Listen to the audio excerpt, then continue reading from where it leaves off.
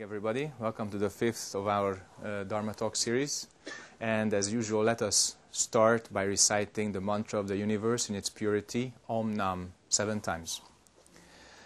Om Nam, Om Nam, Om Nam, Om Nam, Om Nam, Om Nam, Om Nam. Thank you very much. Today's title, as you could see, is Destiny and Free Will.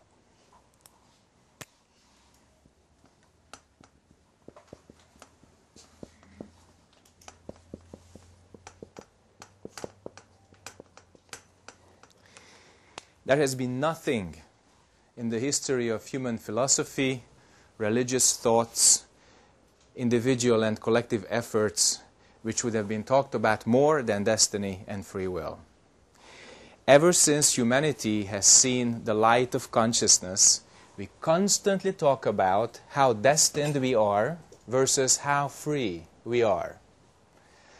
And in light of the previous Dharma talks, when we talked about individual karma and group karma, you can probably see now that what you're made of is something really interesting. We call that accumulation. In the Buddhist scriptures, they are called the Five Skandhas. So to really understand how the building blocks of our existence operate, we need to look at ourselves as well as our group and our life. And that gives us the primary information on destiny and free will, not really what we think, but what we see. And here's the first primary difference between religion, science, psychology, and what we call the way. So first of all, before we get down to business, we observe. Like a good warrior, like a good mother, like a good teacher, like a good journalist, observe first. So what do we see? So we have thoughts, feelings, perceptions, impulses, consciousness. Okay? If you read the Heart Sutra, the Panya Gyong, each of them is a Chinese character. Now what's really interesting is that if you look, we have thoughts, we have feelings, we have perceptions, we reflect. We have impulses. When you feel that something's too warm, you want to make it a little colder. Something is too cold, you want to make it warmer. It's an impulse. And then a consciousness called I. Or any form of consciousness. I'm fine, I'm tired. I'm enthusiastic, I'm angry, I'm kind. All kinds of forms of consciousness, okay?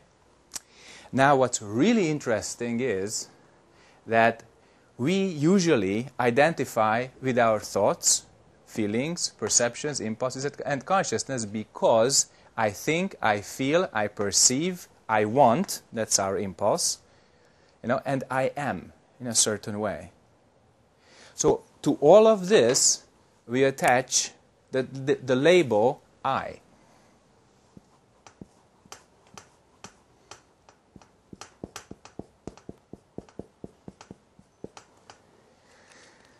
And if we attach the label, we identify with it. We attach to it. We think that our thoughts are us, our feelings are us, our perceptions are, etc. That's all what makes up our personality. Okay? So all of this, in Western psychological terms, can be called personality.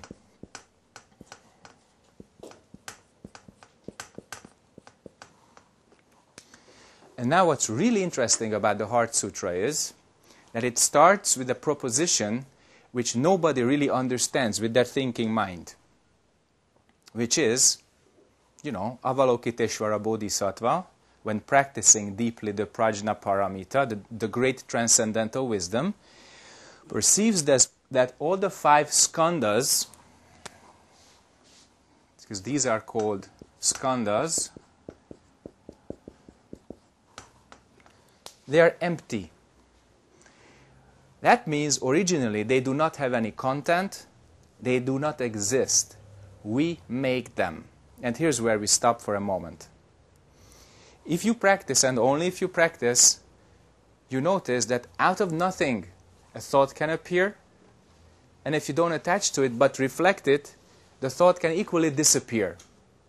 The same is true of feelings, perceptions, impulses, consciousness.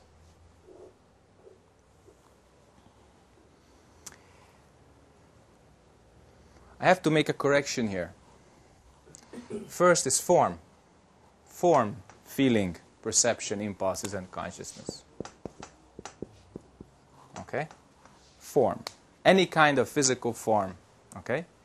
So form, feeling, perception. Because we have a body, the body represents sensory perceptions, and they come in the forms of feelings. They are reflected in our minds as perceptions. They produce impulses and various identifications or consciousness forms. So these are the building blocks. Okay? The skandha means building block, like this part, this part, this part, and this part of the whiteboard. So when you have the frame, the whiteboard, the stand, and the wheels, we call that a whiteboard, an instrument. So when we have a body, which has feelings, perceptions, impulses, we call that a being. In this case, a human being, because we talk about human body, human feelings, etc. So, it's called the building blocks of a personality here.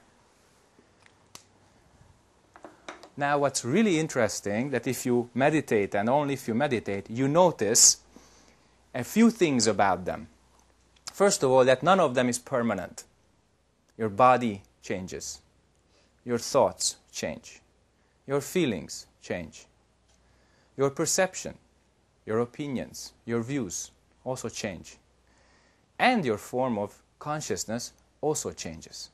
So what you thought of as I, as a person, 20 years ago, or 10 years ago, or 5 years ago, or just 5 days ago, is definitely not the same as what you think of as I right now. Observe the change.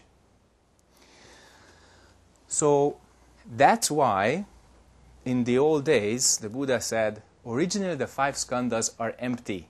They have no fixed content, they are subject to cause and effect, and they are impermanent.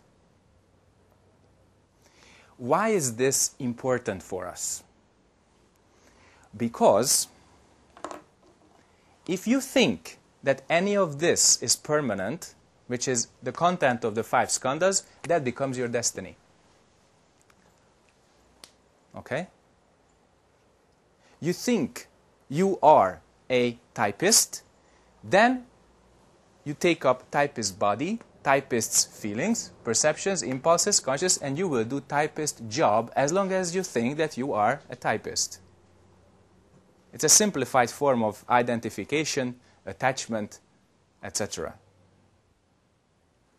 So if you identify with any of this, if you think that they are outside of your creation, it becomes your destiny. Because you think you cannot change it. So the definition of destiny in the light of the building blocks of our personality is that something we cannot change. Something which is outside our scope, something which is outside of our responsibility. That's why it's so important to see things as they are. So originally, karma or destiny does not exist, but we make it. We not only make it, we hold on to it, we constantly check it, we try to control it, we want it or don't want it, okay? We attach to it, we identify, we do all kinds of stuff with this. And that's why, I cannot put the Chinese character on the board, that's why the concept of non-action appeared. In Chinese it's wu wei, in Korean it's mu wei, okay?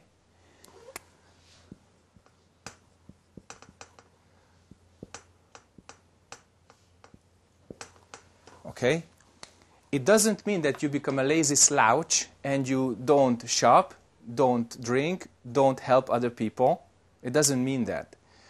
It means that you stop making your destiny. You stop making an identity based on the five skandhas. And then the Buddha's message is becoming ever more clear. He says, Shariputra, originally the five skandhas are empty. They do not appear or disappear. They are not tainted or pure. They do not increase or decrease. Everything, form is emptiness, emptiness is form. But feelings are also emptiness, and emptiness are feelings. These things seemingly come out of nowhere. They stay as long as the cause and effect relationship allows that, and then they also seem to disappear into nowhere if we let that happen. Okay? If we grab them, identify with them, put them together, then this thing called human being appears. And now what's really interesting, that we don't want to become free from all this. We are used to them. This is the environment of our suffering. But we want it. We are used to this. Okay? So when it comes to the question of freedom or free will, we don't know what this is. We have some ideas, but all the ideas belong to the realm of, form, feelings, perception, impulses, and consciousness. Anything which appears will disappear, so your idea will also appear and disappear. So your idea about freedom is not real freedom itself. It's a thought. It's a feeling. Oh, if I get 2 pounds of ice cream per week, that's my freedom. That's what the kid thinks. If I get 2 million won per week, that's my richness. That's the businessman's freedom. If I get 2 holidays a year, that's, the usual worker's idea of freedom. But from one state to another, true freedom never appears. There's always some situation, there's always some relationship, there's always some premeditated function, okay? And it's not the real freedom that the Buddhas and the patriarchs talk about. The Prajnaparamita, the transcendental wisdom, literally means freedom from life and death. Nothing smaller than that. Freedom from becoming. Okay? So this free will is something that we don't know. We don't know. Because if you know it, it becomes a thought. If you feel it, it becomes a feeling. So, if you refrain from dualistic thinking, then you attain the freedom from all this. Then your mind will have no hindrance. So that this transcendental wisdom, in this very logical and dry way, in the way I explain it right now, this transcendental wisdom, which is the liberation from all suffering, is don't know. Okay? How does this operate? When you start thinking, it begins with I. One of the great European philosophers, Descartes, said, I think, therefore I am. It begins with I, even if you don't pronounce it. I mean, Korean language is amazing because there's barely any personal pronoun. You should have, notice it from the context, from the politeness level, from the various forms of, suffixes. It's really intricate, delicate, but still the I is hidden there, okay? Very little, but it's there, okay? So you make I, you make dualistic thinking, then you make birth, death, coming and going, and they all appear in the form of the Five Skandhas, in the building blocks, the ingredients of the Five Skandhas. Because if you don't have a body, you're not born, right? So you have form. You don't have feelings, then you're really like a piece of rock. So not really human. If you don't have perceptions, then your mind doesn't really operate correctly because you don't have this clear mirror consciousness. You don't have impulses, then it's really like a robot, you know. If you're not told that to do something, you don't have the impulse inside to do something. And finally, if you don't have consciousness, you cannot think. Now, that's not human either. So what do we do with all this? Okay? So to attain the freedom from all the attachments which is created by the notion of I, return to don't know. Return to no thinking, return to no I. So from attachments and identification, from delusion, wake up. Only when people are fully awakened, then they have complete freedom. Without that, it's only an idea. Okay? I repeat this, it's a very important thing, take it with you. If you have complete awakening, you have complete freedom and free will. If not, then anything in this realm will control you. Your thinking, your identification with thinking controls you. Your impulses, your identification with impulses will control you, etc. All of them. That's why in the history of humanity, you saw many ideas of freedom and free will to appear, and they all led to disaster. They all led to some kind of revolution, which in turn turned into something terrible. Okay? So instead of revolutionizing externally, let us evolve internally. So our internal evolution as an intelligent being is the guarantee that one day we will really wake up altogether and we attain true freedom altogether, and we will not inflict any more suffering on each other anymore. It's possible. It's possible. But the way to go is really, really interesting. Lao Tse, the great Taoist sage, said, "Good teaching is bitter, correct path seems to lead backwards." Now when we teach don't know to people, refrain from attachments, refrain from dualism, it seems to be really strange. Why? This is not what we learn at school. This is not what we learn from our parents. That's not what our friends tell us. That's not our favorite pastime. Yet, this is something important, because if we do not return before dualistic thinking, then we will rip this planet apart. Actually, it's in progress, if you look around. Okay?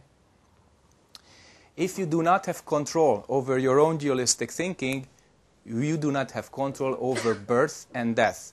And if you look at the collective karma of human beings, what did we lose control of in the last 150 years? Exactly birth and death. We have a population explosion and we had devastating wars, and we are not through. We still have a couple of them in progress. So we do not perceive even the basic thoughts that we create, even the most basic emotions that we have. So we lost control over birth and death as a human race. And because of that, we have a pretty strong feeling of destiny. You can hear prophecies about it. But all of this is not true. It doesn't exist by itself. It's only a very strong probability. I'm not being scientific here. I'm being realistic. So if everybody on this earth says, okay, now we stop polluting, okay, then pollution stops, because pollution doesn't exist by itself. It happens by cause and effect. It exists as long as we maintain it, and if we stop maintaining it or making it, it will disappear. Okay? So, this is very important. Destiny does not exist by itself. We make it, we believe in it, We attach to it, so it will become valid on us as a group and as an individual too. I am destined to be such person. As long as you believe in it, it's valid. There was a story from the Buddha's lifetime. You know, the Buddha taught all beings. Everyone.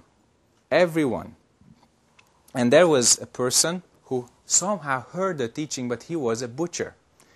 And those people who were killing animals on a regular basis in India at that time were considered the members of a very low caste, called untouchables. Okay?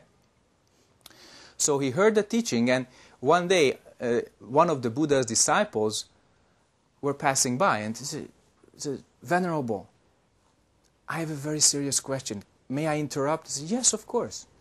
And then the monk stopped and said, what is your question? He said, look, I am a butcher. I have to kill animals every single day. This is my karma. I was reborn, because of my previous, actions, previous lives, like this, and I have to do this. How can I become free? So this man's job was really gruesome. He had to hold this huge hammer, a big stone, hammer, and then when the cow came in a very narrow corridor, bam! And then the cow died, other people took it away, and then the next cow came. It's just really not such a good job.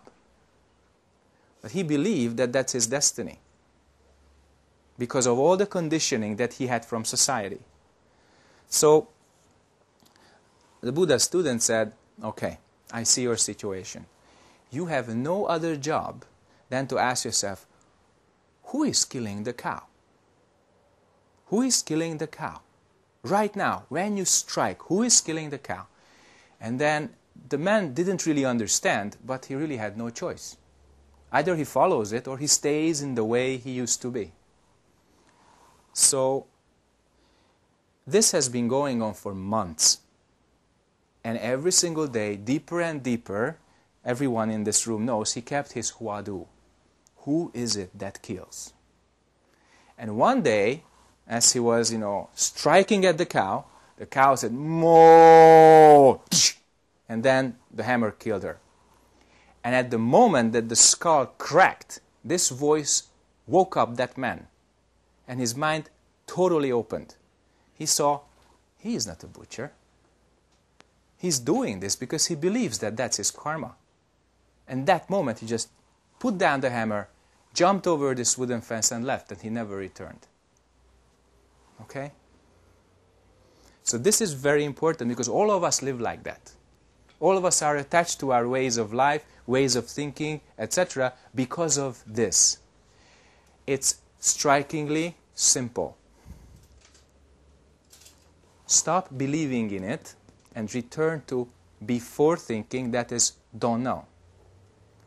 And out of this don't know appears your true situation, true relationship, and true function. All right? It's very important.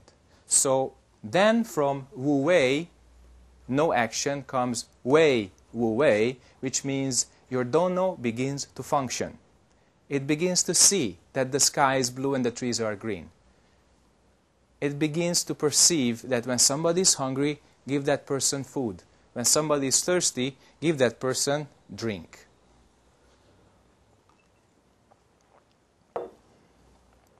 Without I, without a feeling of destiny, without anything predetermined.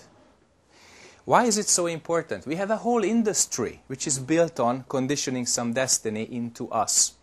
I don't mean they are bad, but I mean that they are just descriptive branches of our cognition. Descriptive sciences. One of them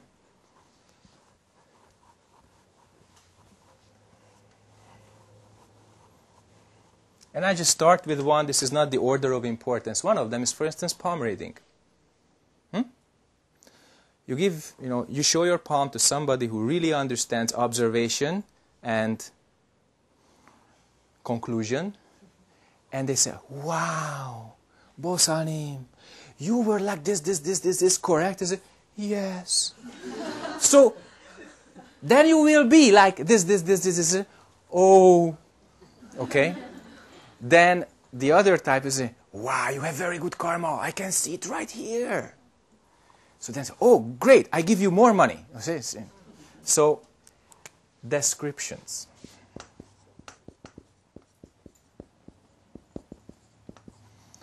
Using some signatures or systems or divination techniques to make you aware of your karma. Now, why is that necessary?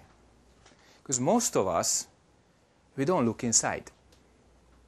So we have the system looking inside and trying to supplement our job of really getting to know ourselves. So here we have many things. Using your palm, using your iris. Iris diagnostics, have you gone through that? It's very interesting. They analyze these little cataracts in your eyes and they tell you all your sicknesses. Vedic doctors, they look at your nails. They just look into your ears.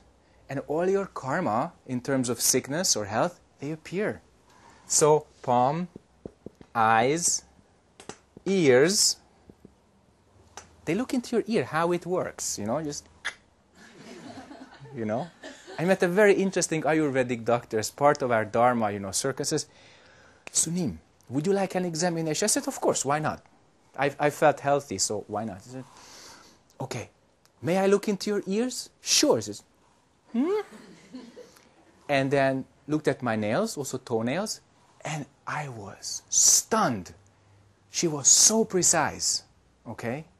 So these people, with their descriptions, they can be very, very accurate, okay? I mean, the largest of this industry is astrology. And I met some really insightful, intuitive, and good people there,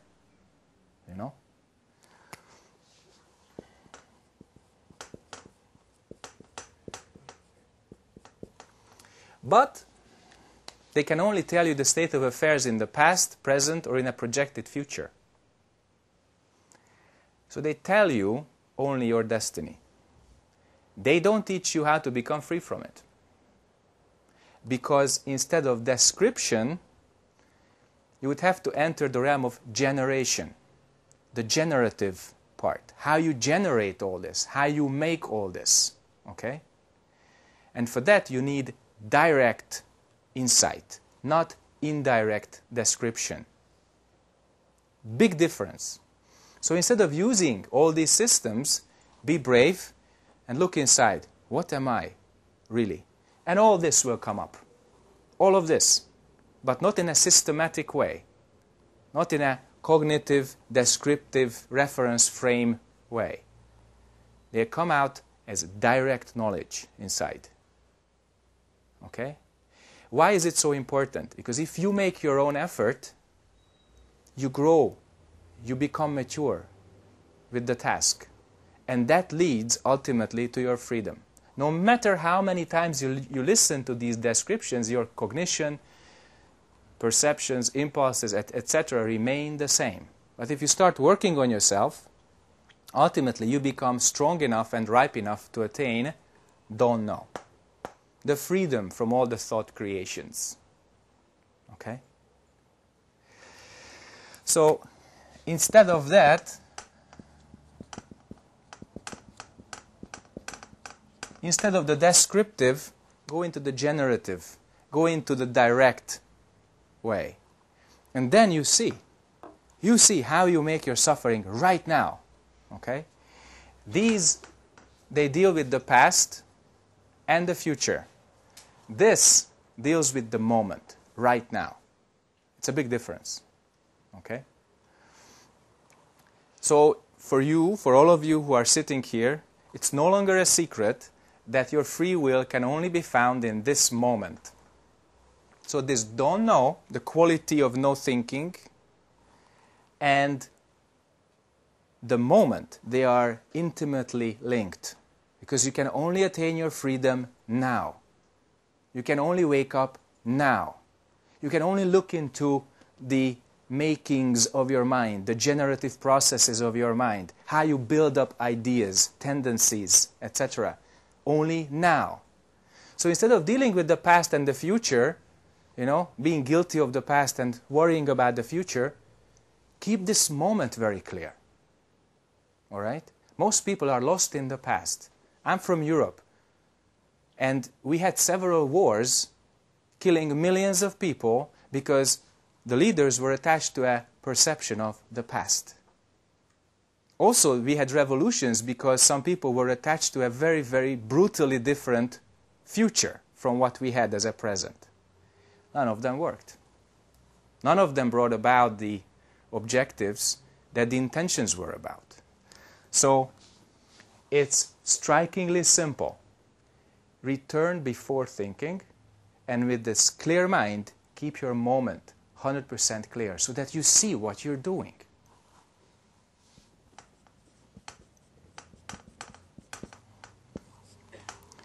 Closely linked.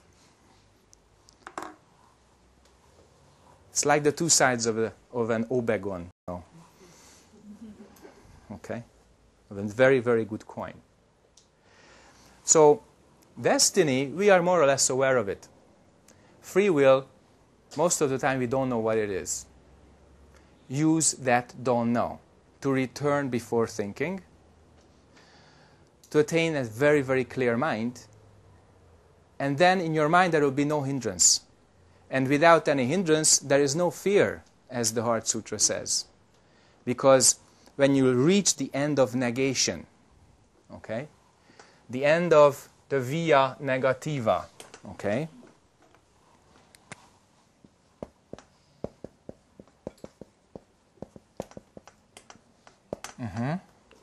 then what remains? What is it that remains? It's a mind which is free from any hindrances, any afflictions, any suffering, any more bondage to birth and death. We cannot tell you what it is. We can only say this don't know as an ultimate gate. And if you step over, if you go through, then it becomes an experience. This is the whitest lie, as I said. Everything else is a bigger lie. Okay? So the via negativa can only point at what you are not. You are not your form, your body. You are not your feelings. You are not your perceptions, impulses, or consciousness. None of them is your true identity. What is it? We cannot tell you. You can only attain it. But if you attain it, you become free. Okay? That's why practice is so important. So, after this, when you just cut off all the unnecessary parts, something remains which forms the foundation of Mahayana. How do you use all this to help all beings? Okay? So the Buddha said something simple. Attain enlightenment, save all beings from suffering.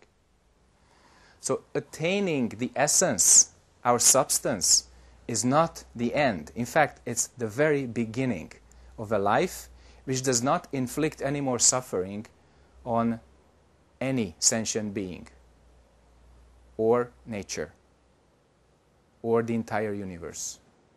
So when we save all beings from suffering, it's not something abstract, it's something really concrete and clear that we have the wisdom and the compassion and the power not to inflict suffering on other people. So save the world from the suffering which we would make. Nothing else. That's true freedom.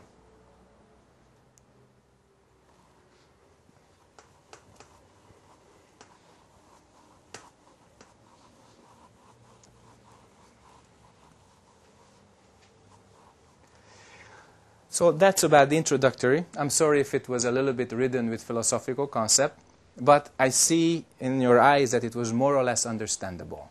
Your eyes are still open, that means not asleep, and somewhat shining. And that's good. That's wonderful. So do I have any questions from these shiny eyes? Anybody?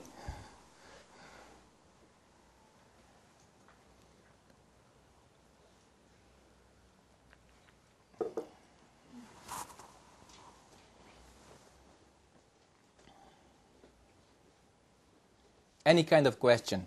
You don't have to understand all this, okay? Just ask your own question what you have.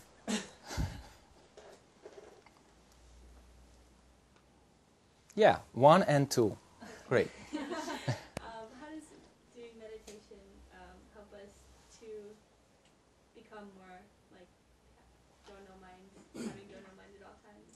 Okay, so meditation helps you in a very, very interesting way, because in meditation the question becomes more important than any of the answers. You keep your "what am I?" question, and it literally absorbs all of your thoughts, all of your mental processes. It's like gravity. You put a lot of mass together, and that attracts other smaller masses. If your mind has a very strong question, great doubt they say, but it's not really a doubt, because we are not doubting anything. You ask a question which is purposefully not answered by anything conceptual. So when your question here becomes very, very big, and all your thoughts, feelings, etc., which you have in your mind will gravitate, and it becomes the question. So basically, that's how you pull down your walls between you and the other beings, you and the world, and that's how you return to don't know. These are very, very little thoughts, and here's this big question: what am I? And you don't move your focus from the question to the thoughts. You keep your focus as it is, questioning. Because the question is not something which needs to be answered. The question is good as it is. Why? Question opens up your mind. Definitions or answers close down the mind. That's why it's such a genius, whoever found it. Maybe it was the Buddha, maybe it was somebody from India, Bodhidharma, or anybody from Tang Dynasty, China. We don't know who exactly started the Huadu, but it doesn't matter. Huadu is a marvelous tool to be free from your own stuff inside. And that's amazing. Keep your question, not because it's so holy, because it works, it functions. What am I? And stay in this question, stay in this undefined state. And then all your thoughts, all your mental phenomena, they return to this question and become this solid, clear mass of potential. You have your mental potential increasing when this question is very strong and clear. Okay? Out of that, you can do something else, something different than what you're used to. In fact, you can just follow the situation, have a clear relationship, and do correct action, correct function. Okay? So that's how meditation operates. And as the old teaching says, not just while you're sitting. Sitting, standing, walking, lying down, talking, silent, wakeful, and sleeping. In all these 8 states, constantly, without interruption. What is this? It's like gravity, or anything which has this big mass just absorbs everything, and then you can create out of that, if necessary. Because you are also free from the necessity. So whatever is needed happens. Whatever is not needed doesn't happen. Okay? Next question. What about society system? Sometimes it seems to me that society system has effect on my free will, and it might be stronger than my free will. Wonderful question. So, the social system, the culture, whatever we have around us, seems to have an effect on us. Sometimes, as she says, it seems to be stronger than our freedom or free will. And most of the time it's true, because you feel like an individual. And everybody else around is more than an individual. Okay? Because it's a group, and you are like that. So, if you look at this in this way, then you always talk about the differences in quantity. There's only you with your will, and there's like 50 million other Koreans with their will. So if you look at the quantity only,